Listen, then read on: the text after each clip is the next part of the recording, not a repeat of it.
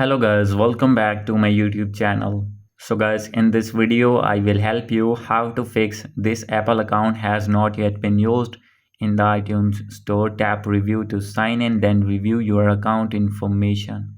So guys, when you try to install or try to update apps in your iPhone from App Store, and you will see this type of error and your Apple ID is not working in your App Store or in your iTunes store, and you want to fix this problem, I will help you.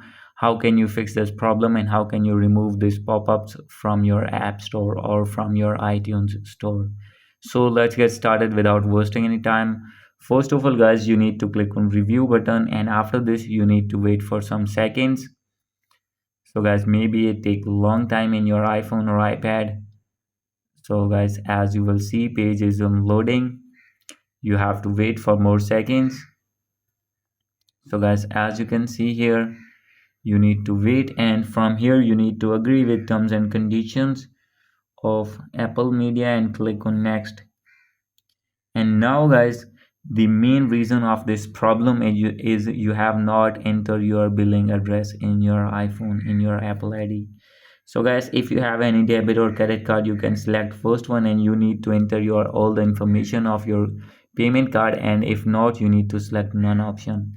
And here you need to fill all the required portion. For example, I am going to write this one. So as you will see here, and now here you need to write here your city, and below here you need to enter your postal code, and here you need to enter your phone number. So guys, as you can see here you need to enter your phone number.